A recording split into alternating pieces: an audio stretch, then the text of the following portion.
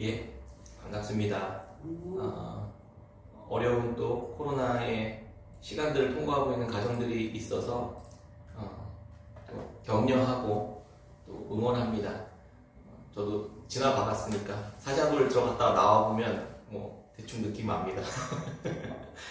네, 우리 같이 이렇게 격려하면서 또 교회에서 보내드린 고기들은 잘 맛있게 드셨는지 모르겠습니다. 멀리 계신 분은 아직 제가 못 드렸는데, 못 갖다 드렸는데 조만간 배달을 하도록 하겠습니다. 잘 드시고 건강을 잘 챙기시면서 우리의 마음과 생각이 또 몸도 다 주의 영광을 위해 살아가는 일에 우리가 계속해서 동참하고 거기에 소망하고 그 일에 우리가 참여하고, 그래서 그 안에서 주님과 동행하는 그러한 삶을 우리가 계속해서 살아갔으면 좋겠습니다. 지난주에 뉴스를 하나 봤는데 94회 미국의 아카데미 시상식이 있었던 거 혹시 기억하시나요? 보신 분 계시나요? 시상을 위해서 시상대에 오른 배우 크리스 록이라는 사람이 윌 스미스의 아내인 제이다 핑켓 스미스에게 야, 당신 G.I. 제인 2에 나가면 좋겠네요 막 이러면서 농담을 했습니다. 네, 그녀가 머리가 대머리였어요. 머리를 다 밀었어요. 네, 원인 모를 탈모 때문에 고통스러워 하다가 그냥 머리를 다 밀었다고, 그런 어려운 상황 속에 있는 윌 스미스의 아내에게 그렇게 농담을 했던 거예요. 대머리로 나가는 영화에 나가면 좋겠다 이러면서. 근데 그런 공개석상에서 그렇게 조롱을 하고 이렇게 모욕을 주는 어떤 그런 상황을 보고 윌 스미스가 앞에 갑자기 이제 나가가지고 크리스 록이라는 사람에게 뺨을 날려버렸습니다. 이에 대해서 사람들이 의견이 되게 분분했습니다. 여러분은 어떻게 생각하시나요? 누가 더 잘못했다고 생각하십니까? 근데 지금 분위기상으로는 아카데미 나무주연상을 받았는데 윌 스미스가 아카데미 회원 자격을 스스로 내려놓았다고 그렇게 기사를 또 본 것 같습니다. 폭력은 어떤 상황에서도 용납될 수 없다라는 의견과 물리적인 폭력뿐만 아니라 언어의 폭력도 그만큼 나쁜 것이다 라는 의견들이 있습니다. 여러분 생각은 어떨까요? 여러분 같으시면 어떻게 하시겠습니까? 또 지난주에 전국 장애인 차별 철폐연대라는 전장현이라는 한 장애인 단체가 장애인의 권리 예산을, 이동 권리 예산을 요구하면서 고의로 휠체어를 지하철 문틈에 끼워 넣으면서 출퇴근 지하철 운행을 지연시키는 그런 행위를 했습니다. 시위를 했습니다.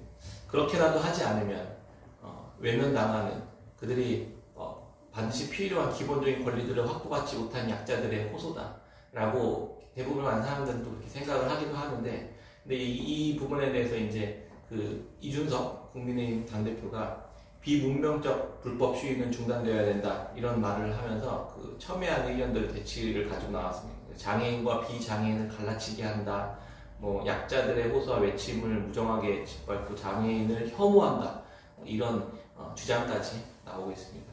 근데 또 반대로는 오히려 장애인들의 이동권을 해소하기 위한 법안 입법한 사람이 자기라고 이야기하면서 그렇게 방식을 불법적인 방식으로는 안 된다, 그런 것들 용납할 수 없다, 수용할 수 없다 이렇게 하면서 오히려 그런 것들을 문제 삼는 것에 대해서 혐오라고 뒤집어 씌우는 것은 문제가 있다 이렇게 주장했습니다. 자신들이 제시하는 요구사항을 들어주지 않으면 수많은 다른 서울 시민들을 불편하게 하면서 그렇게 자신의 의견대로 관철시키는 것은 용납될 수 없다 이렇게 주장하기 시작했습니다. 어떠신가요? 여러분들 생각? 우리는 어느 편을 선택해야만 할까요? 그리고 어떤 것이 옳은 일이고 또 어떤 일이 잘못된 일일까요?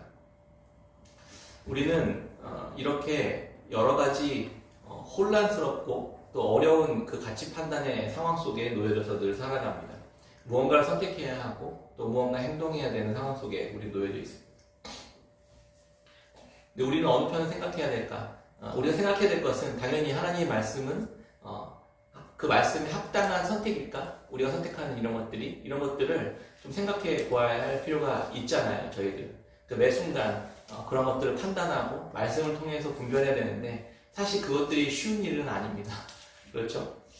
우리가 살아가는 세상에서 계속해서 반복되어 왔었던 이런 죄악된 본성들에 대한 역사들의 비극이라고 생각합니다. 누구는 이쪽 편이 옳다, 누구는 저쪽 편이 옳다.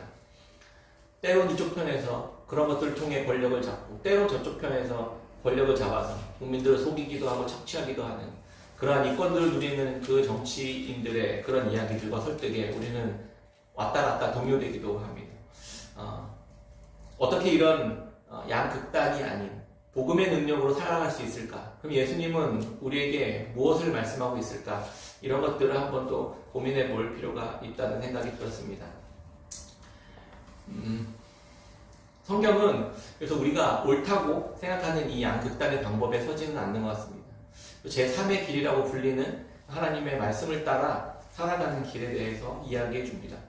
예수님께서 걸어가신 길, 그것들을 바라보면서 무엇보다 더 구체적이고 명확한 삶의 방식에 대한 제시가 예수님이 걸어가신 길에 담겨져 있습니다. 우리는 어느 쪽이든 분별할 줄 알아야만 합니다. 하나님의 선하신 뜻 위에서 약자들을 향해서는 긍휼을 잊지 않아야 하고 강자들의 횡포에 대해서는 또 담대히 반대할 줄도 아는 그런 하나님 나라에 속한 백성이 되어야만 합니다. 이것이 그리스도의 제자로서 세상을 살아가는 그리스도인의 모습은 아닐까 생각해 봅니다. 그런 의미에서 다니엘과 친구들은 제국에서 포로의 정체성을 가지고 살아가면서 동시에 어떻게 이 제3의 길을 선택하며 살아갔었는지를 살펴보려고 합니다. 다니엘서에서 가장 유명한 장면에 이르렀습니다. 다니엘서 6장에 보면 사자굴에 던져지는 장면입니다. 우리가 함께 오늘 본문 말씀을 읽었던 그 부분입니다. 다니엘은 사자굴에 들어갈 때 굉장히 의연했습니다. 근데 어떻게 이럴 수 있었을까 늘 신기하고 또 부러운 모습이기도 합니다. 말씀을 살피고 또 연구해 보면서 그 이유를 조금씩 추적해 볼 수 있었습니다. 다니엘은 10대 중후반 정도의 바벨론의 포로로 끌려갔습니다. 6장은 바벨론이 페르시아에 멸망한 뒤에 다리오 왕이 페르시아를 다스리던 그러한 시기에 있었던 일이었습니다. 성경 만화 같은 데 보면 이제 다니엘이 어린 나이에 사적을 던져지는 모습으로 많이 우리가 알고 있잖아요. 그런데 나이를 실제로 추적해서 계산해 보면 80이 넘는 노인이었습니다. 이때 사적을 던져질 때는 80이 넘는 노인이었으리라고 생각됩니다. 다니엘이 노년에 사자굴에 들어가기로 결정할 수 있을 만큼 그가 목숨을 걸고 하나님의 편에 서기로 결정할 수 있었던 그런 믿음의 그 토대가 뭘까? 그 이유가 과연 무엇이었을까? 한번 생각해 보면 좋겠습니다. 그가 한 70년 가까운 시간 동안에 사자굴에 던져지기까지 믿음으로 견고히 세워지는 그 삶의 여정이 믿음으로 견고히 세워지는 여정이었던 것입니다. 하나님은 그의 삶을 광야를 통과하는 그 이스라엘 백성들처럼 그 속에서 그를 더욱 믿음의 신실한 사람으로 변화시키기 위해서 여러 가지 상황들을 그가 겪게 하셨던 것입니다. 신앙생활을 하다 보면, 믿음 생활을 하다 보면 다니엘뿐만 아니라 우리 모두가 같은 비슷한 시간들을 지나가게 됩니다. 그게 저는 삶이고 우리의 삶의 인생이라고 생각합니다. 다니엘 사자굴에 던져질 때는 바벨론의 마지막 왕인 벨사살 왕이 바사의 다리오 왕에 의해 죽임을 당하고 바사 제국이 바벨론을 점령하였을 때 일어났던 일이었습니다. 다니엘은 80이 넘는 고령임에도 불구하고 새로운 제국의 왕이 등장했는데도 거기서 죽지 않고 또 살아남았습니다. 제국의 또 2인자의 자리까지 또 올라갑니다. 바벨론에서도 총리, 페르시아 제국에서도 또 2인자의 자리까지 또 올라가게 됩니다.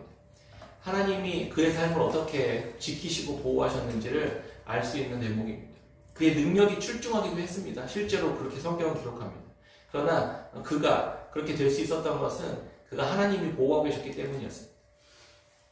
이렇게 높은 지위에 오른 다니엘은 다니엘 사자굴에 던져졌던 것은 주변에 그를 시기하고 질투했었던 그 권력자들의 악한 계략에 말려들었기 때문입니다. 다니엘에게서는 어떤 흠을 찾을 수 없었어요. 그래서 이들이 다니엘을 끌어내리고 죽이기 위해서 그 자리를 자신들이 차지하기 위해서 악한 법을 만들어냅니다. 그가 믿고 있었던 신앙과 충돌하는 법을 만들어낸 것입니다. 그래서 왕에게 그 왕 외에 다른 곳에 그 다른 신이나 사람에게 무언가를 구하면 사자굴에 넣어버리는 30일 동안의 기간을 정해서 그런 그 특별법을 만들어냅니다. 그래서 왕이 딱 도장 찍어서 아무도 이걸 변경할 수 없고 바꿀 수 없도록 그렇게 제안합니다. 다니엘은 80년간 고수해 왔었던 하루에 3번 하나님 앞에 나아가 기도하는 그러한 일들을 멈추지 않았습니다. 다니엘에게 그 왕의 명령과 하나님을 향해 기도하는 이 믿음이 충돌하게 되는 법을 만들어서 그를 그 안에다 집어넣은 것입니다. 여러분 같으시면 어떻게 하겠습니까? 목숨이 걸린 일이었잖아요. 그렇게 되면 사정을 던지게 될 것이다. 내가 평생 해왔었던 이 기도 잠깐 30일만 멈추면 되는데 라는 생각, 저는 그렇게 했을 것 같아요. 30일만 참지 뭐 30일 하나님이 뭐 기도 안 한다고 뭐 나 기도 안 들으시나? 조용히 아니면 창문을 닫고라도 기도하거나 사람들이 안 보게 몰래 이렇게 좀 하던가. 근데 늘 다니엘은 하던 대로 했습니다. 창문 열고 예루살렘을 향해 창문을 열고 무릎 꿇고 기도하고 이 3번씩 기도한 일들을 선택한 것입니다. 다니엘은 세상의 법, 그 왕이 만든 법, 그 명령을 선택하지 않고 하나님께 기도하며 하나님을 찾고 예배하는, 그렇게 만난 하나님 앞에서의 법을 선택합니다. 다니엘도 자신이 사적으로 던져질 것이라는 사실을 너무 잘 알고 있었습니다. 그럼에도 불구하고 그는 그 자신이 죽음을 선택하고 자신이 그렇게 모든 것을 잃게 될 것이라는 것을 알고도 그렇게 선택합니다. 세상은 법으로 우리를 통제하고 다스리는 특징이 있습니다. 그래서 법으로 우리의 기준들을 삼습니다. 때로는 사회 공동체를 유지하고 또 서로의 자유와 인권과 안전한 사회를 위해서 지키기 위해 사회적인 합의들로 법을 만듭니다. 그리고 그것은 너무나도 필요한 것이죠. 그런데 방금과 같은 상황처럼 법을 만들고 집행하는 자들이 다니엘을 대적하는 이들처럼 자신들의 이익을 위해서 악법을 제정하기도 하고 상대방을 공격하기 위해 다른 법들을 만들기도 합니다. 그런 위험한 면들이 있기도 합니다. 3장에서 살펴본 다니엘 세 친구들도 풀무불에 던져질 때 이와 같은 비슷한 상황 속에서 풀무불에 던져지기도 했었습니다. 우리 사회도 지금 비슷한 상황들이 종종 있습니다. 바로 차별금지법 제정 문제입니다. 찬반 주장이 팽팽하게 맞서고 있는 또 다른 또 뜨거운 감자이기도 합니다. 뭐 관심 있는 분들은 잘 아시겠지만 또 모르시는 분들도 계실 거라고 생각합니다. 내용은 이렇습니다. 합리적인 이유 없이 성별, 장애, 병력, 나이, 성적 지향, 성별 정체성, 출신 국가, 출신 민족, 인종, 피부색, 언어 등을 이유로 고용, 교육기관의 교육 및 직업훈련 등에서 차별을 받지 않도록 하는 내용의 법입니다. 만약에 이런 것들로 인해서 차별을 했다, 그러면 제재가 가해지고 벌금을 맞게 됩니다. 여전히 우리 사회는 차별적인 이런 차별들이, 이런 걸로 인해 차별이 존재하고 있고 그것을 막기 위해 법제화가 필요하다라는 입장이 있습니다. 반대로 그로 인해 역차별이 발생하는 심각한 우려가 있다고도 주장합니다. 기업들 입장에서도요, 대졸 공채를 뽑는 것은 학력에 대한 차별이 될 수 있기 때문에 반대합니다. 그러면 학력을 평등하게 하기 위해서 그런 것도 다 보지 말라는 이야기죠. 그렇게 하게 되면 이제 차별이 되는 겁니다. 저도 대체적으로 차별이 여전히 존재하다는 사실들을 인정합니다. 또한 대부분의 의견에 동의가 되기도 합니다. 그러나 특별히 저는 목사로서 몇몇 지점에 대해서 전체를 좀 다시 생각해 보아야 할 만큼 심각한 우려가 되는 지점들이 있다고 생각하고, 저는 차별금지법안에 대해서는 반대합니다. 하나님의 말씀과 충돌하는 성적 지향이라든가 성별 정체성 관련된 것들이 때문입니다. 남자와 여자 외에 제3의 성이 존재하고 그런 동성애와 같은 문제에 대해서도 성경이 말하는 것과 충돌하는 이야기들이 그 법안에 들어가 있습니다. 말을 못하게 되는 거죠. 말하게 되면 이제 벌금을 이제 물게 되는 거죠. 많이 우려가 되기도 합니다. 그래서 많은 분들이 이런 부분에 대해서 이제 반대하고 있는 분들도 계시고, 또 기독교 안에서도 또 찬성하시는 분들도 또 많이 있습니다.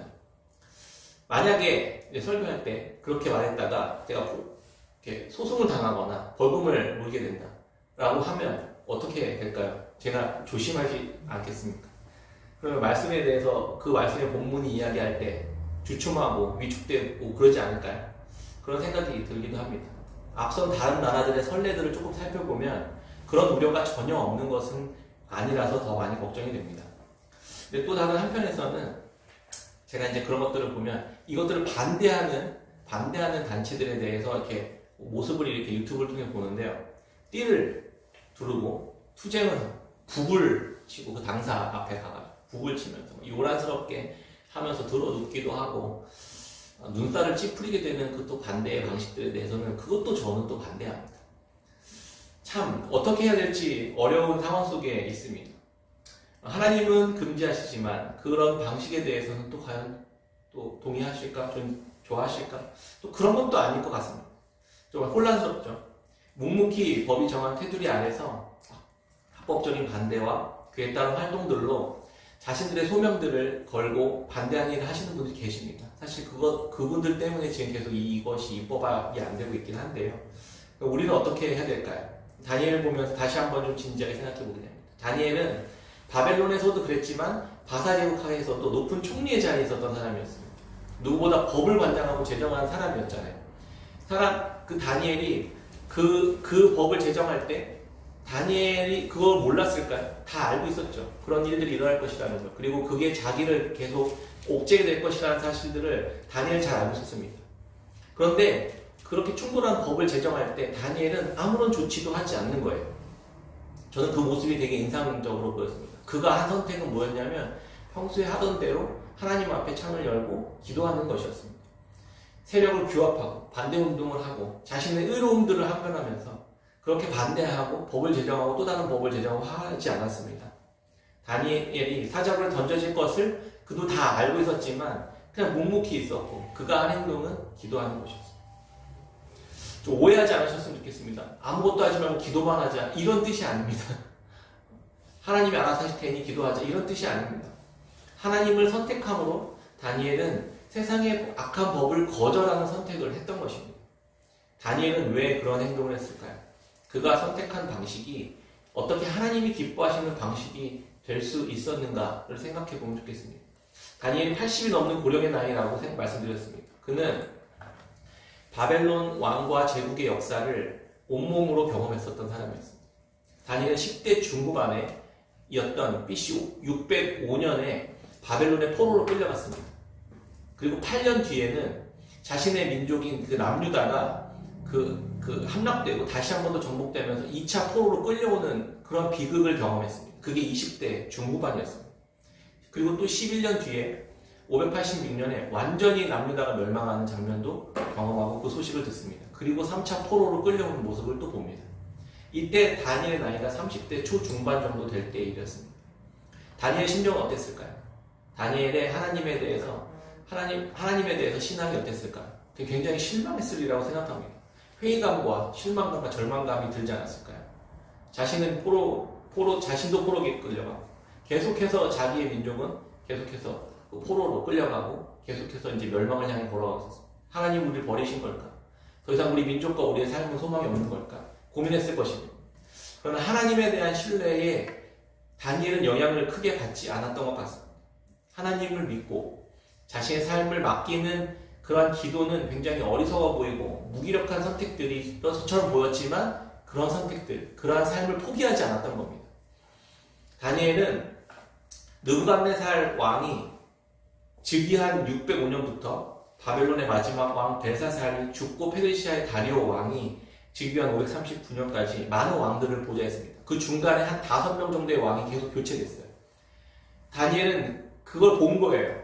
그가 바벨론에 살아가면서 세상의 왕과 왕국이 그 권력들이 포로인 자신의 처지와 크게 다르지 않다라는 것들을 보게 되었습니다. 왕들은 엄청 떵떵거리면서 막강한 권력을 행사하는 것처럼 보이지만 길어야 10년, 길어야 20년을 지내다가 그냥 독살당하거나 처형당하거나 반란이 일어나서 죽거나 전쟁에 나가 죽거나 하는 일들을 계속 경험했습니다. 더 많은 권세를 가진 것 같았지만 그들이 더 늘 두려워했고 그들이 언제 교체될지 모르는 불안에 쌓여 있었습니다. 다니엘은 그 모습을 옆에서 지켜봤던 거예요. 흥청망청 살아도 보고 누려도 봤지만 이 근원적인 두려움을 해결할 길이 없었던 것을 보았던 겁니다. 다니엘은 그들보다 더 오래 살아남았고 더 많은 왕들이 그 앞을 지나갔습니다. 무슨 생각이 들었을까요? 우리 삶에도 그닥 다르지 않은 장면들이 많이 지나가지 않습니까? 직장에서도 또 세상에서도 권력을 향해 또 가지고 있는 이들이 나보다 먼저 떠나는 장면들을 얼마나 많이 보았습니다. 5년마다 바뀌는 대통령과 국회의원들을 보면서 우리는 무슨 생각을 해야 돼? 어떻게 하면 그들은 이걸 더 유지할 수 있을까? 어떻게 하면 더 안전하게 영원히 이것들을 내가 소유하면서 안전하게 살아갈 수 있을까를 고민하며 살지만 그럴 수 없는 처지이고 그럴 수 없는 존재임을 다니엘 옆에서 보면서 그 모습들, 왕들을 보면서 그 모습을 생각했던 겁니다. 그러면 다니엘은 어떤 생각을 했을까요?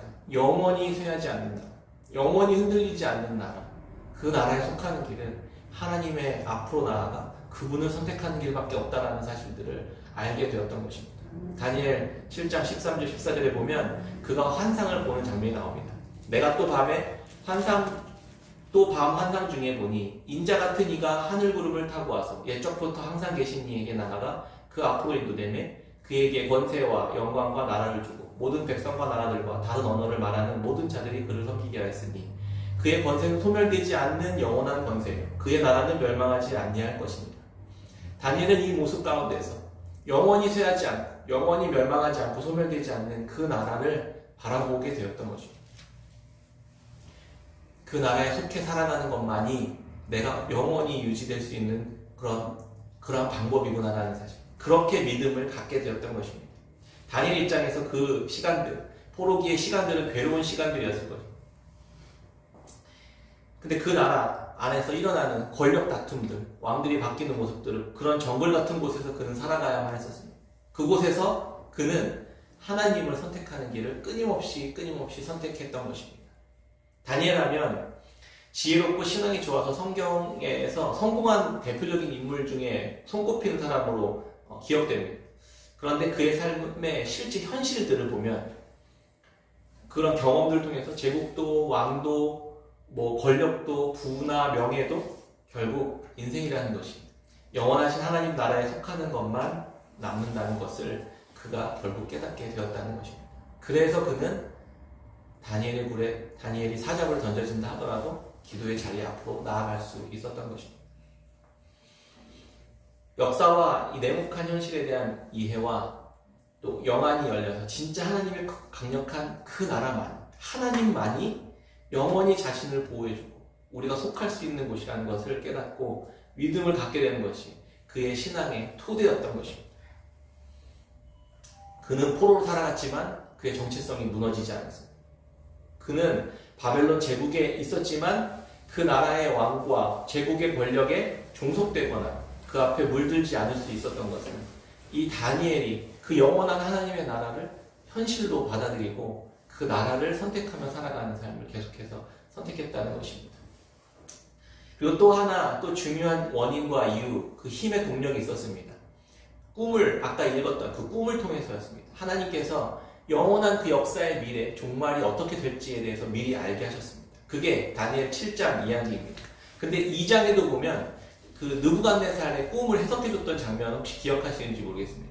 거기에서도 나라가 어떻게, 역사가 제국이 어떻게 흘러갈 것이고 그렇게 손대지 않은 돌이 그 제국들을 부수고 어떻게 영원한 나라를 소유하게 되는지, 이루게 되는지를 보여주셨습니다. 다니엘이 그 꿈을 해석해 주었어요. 근데 그 2장의 이야기와 다니엘이 바라봤었던 환상 7장의 이야기가 같은 비슷한 내용으로 그렇게 전개됩니다. 7장은 바벨론의 벨사살 왕 원년에 보았던 환상이더라 이렇게 기록하고 있습니다. 다니엘이 6장에서 사자굴에 던져지기 전에 이 환상을 먼저 봤던 거예요. 7장의 환상을. 그러니까 이 환상을 통해서 하나님이 영안을 열어서 영원한 하나님의 나라, 그 나라가 어떻게 이 땅을 지금도 다스리고 계시는지를 환상을 통해서 보여주셨고, 그 사실을 다니엘은 실제적으로 알게 되었고 믿게 되었다는 것입니다. 이 모든 과정은 그 하나님의 보좌 앞에서 다 통제되고 또 다스려지고 있는 상황이라는 사실들을 다니엘이 깨닫게 되었던 것입니다. 어떤 나라가 있던, 어떤 왕들이 있던, 어떤 제국이 있던 관계없이 그 모든 것들은 하나님께서 다스리시고 통치하시는구나라는 것을 영안을 열어서 보게 되었던 것입니다.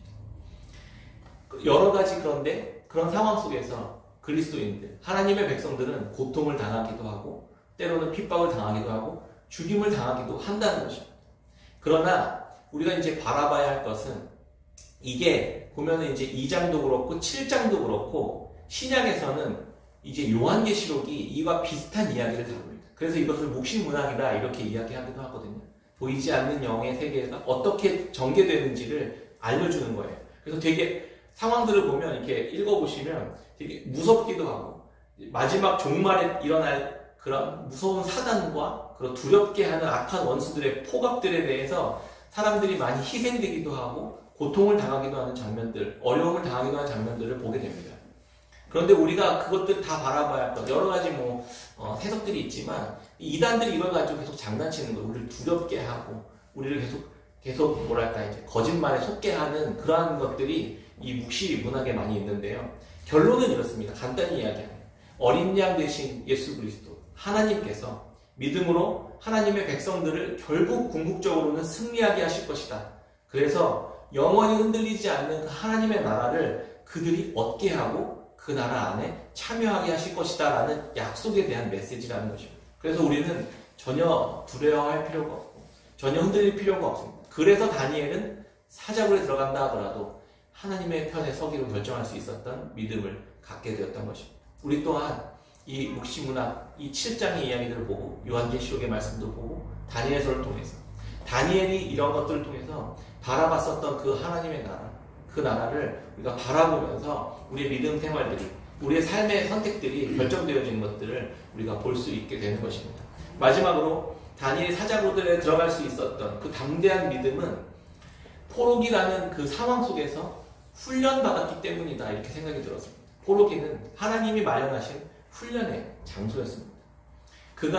그는 눈에 보이는 자신의 모습은 포로였습니다. 보이지 않는 그러나 영원한 나라에 속한 정체성이 동시에 가지고 있었던 사람이었습니다. 그렇기 때문에 낙심하지 않을 수 있었습니다. 그는 하나님의 언약 백성임을 그 정체성을 잃지 않으려고 날마다 하나님 앞에 나아가 기도했던 것입니다.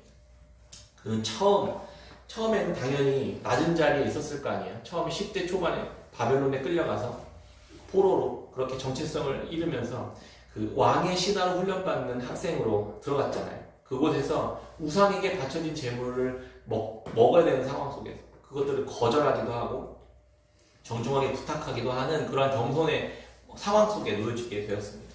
그 상황이 그럴 수밖에 없잖아요. 겸손할 수밖에 없는 상황. 하나님은 그런 상황 속에 우리를 집어넣기도 하신다는 것입니다.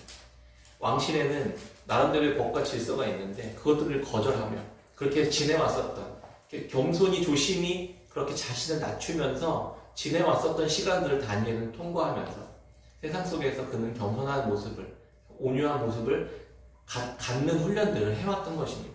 또 하나, 다니엘은 그랬습니다. 그래서 내가 하나님의 백성인데, 구원받은 내가 언약 백성인데, 감히 나에게 이래라 저래라, 이렇게 마음을 높이지 않았습니다. 물론, 포로로 끌려갔으니까 그럴 수밖에 없지만, 하나님은 그런 상황 속에 다니엘과 새 친구들을 집어넣으셨던 것입니다. 이스라엘 백성들이 출애굽한 이후에 광야를 걷게 하셨던 이유가 바로 이와 비슷합니다. 신명기 8장 2절에 보면 하나님이 왜 이스라엘 백성들을 광야로 집어넣으셨는지, 출애굽 시켜놓고 왜 광야로 집어넣으셨는지를 설명해 줍니다. 내 하나님 여호와께서 이 40년 동안에 내게 광야길을 걷게 하신 것을 기억하라. 이는 너를 낮추시며 너를 시험하사 내 마음이 어떠한지 그 명령을 지키는지 지키지 않는지 알려 하심이라. 너를 낮추시며 너를 줄이게 하시며 또 너도 알지 못하며 내 조상들도 알지 못하던 만나를 내게 먹이신 것은 사람이 떡으로만 사는 것이 아니요 여호와의 입에서 나오는 모든 말씀으로 사는 줄을 내가 알게 하려 하시니라. 우리의 마음을 낮추시고 우리를 겸손케 하셔서 세상이 나를 먹이는 것이 아니라 하나님의 말씀이 나를 살리신다라는 사실들을 알게 하시기 위해 우리를 이렇게 겸손케 하시는 상황 속에 집어넣으신다는 것입니다. 하나님은 그래서 그를 포로로 보내셔서 그를 낮추시고 겸손케 하시면서 하나님만 의지하도록 다니엘을 훈련하셨던 것입니다. 다니엘도 처음부터 겸손하고 온유하고 이랬던 게 아니었던 것 같습니다. 그의 낮아질 수밖에 없는 상황과 환경 속에 하나님을 계속해서 찾을 수밖에 없는, 하나님의 도우심을 계속해서 구할 수밖에 없는 상황 속에서 그는 계속 훈련받았던 것입니다. 그렇게 믿음이 자라고 그의 성품들이 다듬어져 갔었던 것입니다. 우리도 그렇게 그리스도의 성품을 닮아가는 것이 아니라 우리가 놓여져 있는 상황 속에서, 삶의 속에서 하나님을 알아가면서 하나님을 찾아가면서 그리스도를 만나가면서 우리가 그렇게 열악한 환경에 뿌려지고 보내져서 그렇게 믿음으로 살아가는 인내의 연단을 통해 하나님의 성품을 계속해서 닮아가기를 하나님께서 원하신다는 것입니다. 그게 하나님께서 자기의 백성들을 다루시는 방법이었습니다. 하나님의 백성들은 그래서 모두가 연단을 위한 광야를 통과하는 삶입니다. 요셉도 애굽의 노예로 팔려갔습니다. 다윗도 왕으로 기름 부은 뒤에 광야에서 15년 동안 거지처럼 살았습니다. 모세도 애굽의 왕자로 있다가 갑자기 살인자가 되어서 40년을 광야에 도망쳐서 그냥 근근히 살아가는 인생을 살았습니다. 예수님도 이 땅에서 30년을 살다가 십자가에 죽으러 가시는 길로 걸어가셨던 것처럼 우리도 예외는 아니라는 것입니다.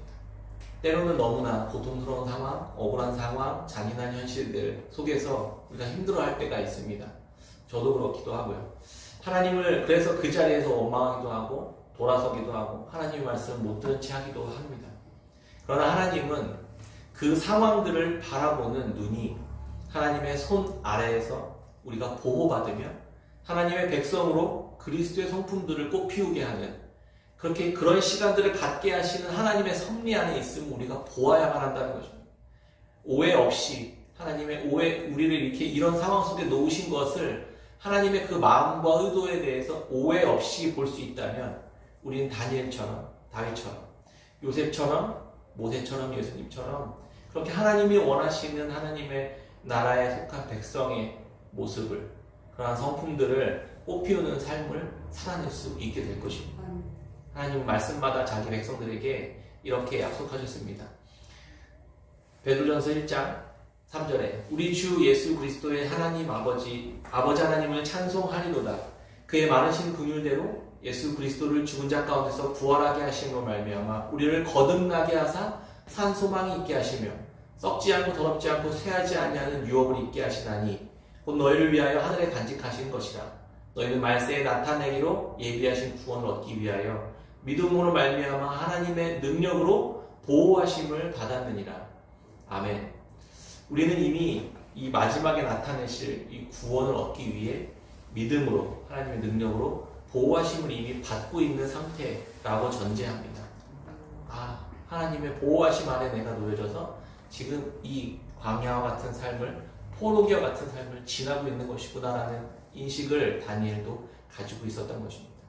그래서 상황이 그를 포기하게 만들지 않고 상황이 그 하나님을 포기하게 만들지 않고 오히려 하나님 앞에 나아가 날마다 3번씩 기도하는 자리에 서게 되었던 것입니다. 그게 믿음이고 그게 그가 가지고 있었던 능력입니다. 때로는 이제 아이들에게 요즘에 아이들이 많이 커서 아기일 때와 다른 시간들을 저 개인적으로 많이 지나고 있습니다.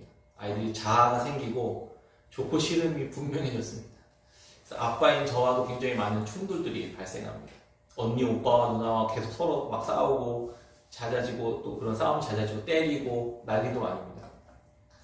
그런 모습을 보면서 때로는 아빠인 이제 저로서는 좋은 말로 할 때 안 되고 타이르기도 하고 소리도 지르고 때로는 감정이 상하게 하는 말을 하기도 하고 기분이 나빠할 행동으로 저의 서운함과 그런 아이들의 그런 수정되어야 할 행동들에 대해서 계속해서 충돌하는 일들이 많이 벌어집니다. 그런데 저는 그런 생각이 드는 거예요. 아이들이 때론 오해할 수 있을지라도 아이들이 때론 서운해할지 몰라도 그 아이들에게 그런 것보다 더 중요한 것을 가르치고 알려줘야만 한다는 생각을 하게 됩니다.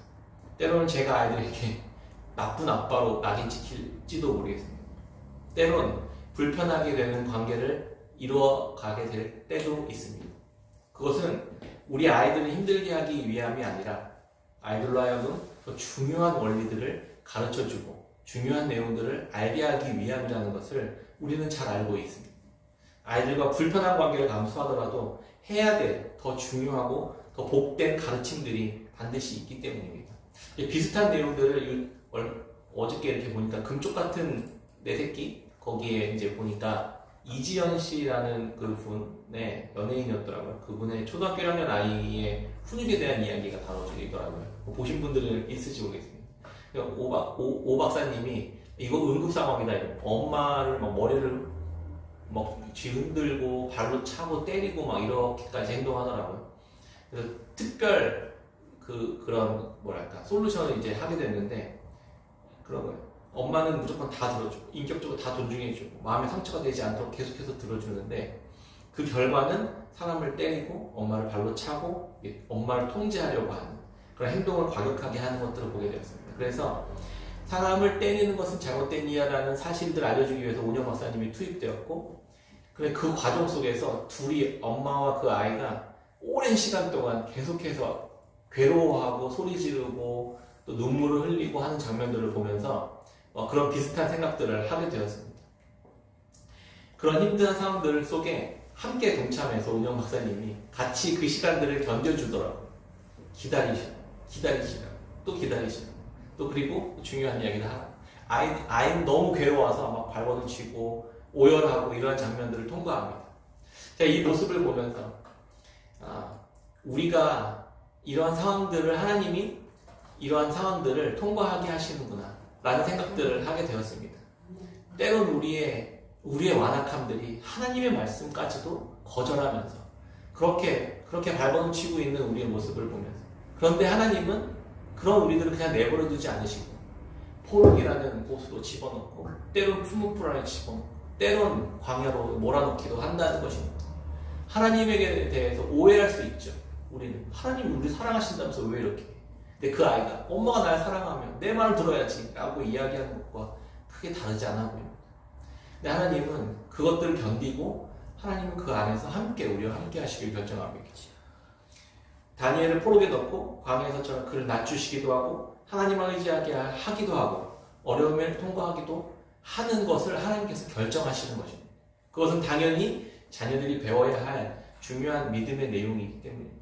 그것은 바로 하나님만 의지하는 삶, 그것을 살 수 있도록 하는 믿음을 갖게 하기 위함이었습니다.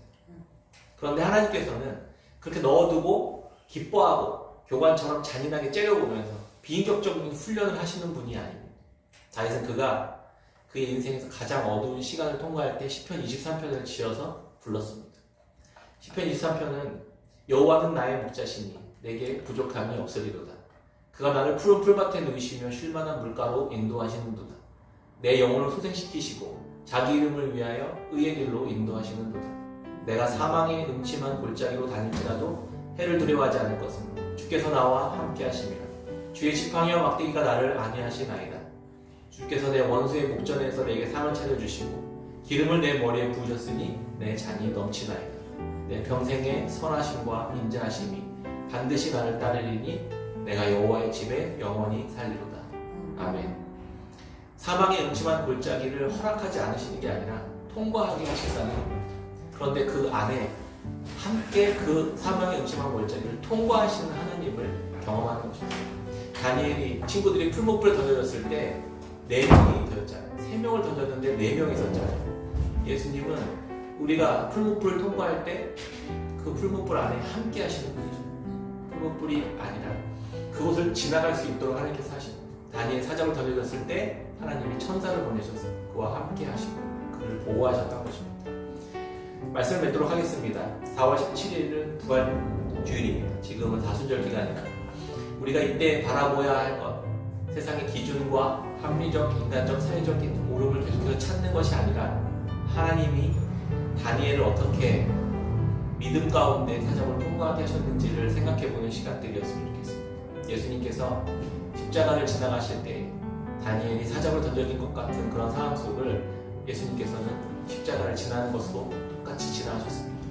우리가 이 사순절 기간에 예수 그리스도를 묵상하고 그분이 어떤 삶을 이 땅에 살아가셨는지를 통해 우리도 또한 사자고를 선택할 줄 아는 그 믿음의 십자가를 선택할 줄 아는 믿음의 사람, 그런 하나님 나라에 속한 그런 하나님의 백성으로 살아가는 저와 여러분들이 다 되었으면 좋겠습니다. 아멘.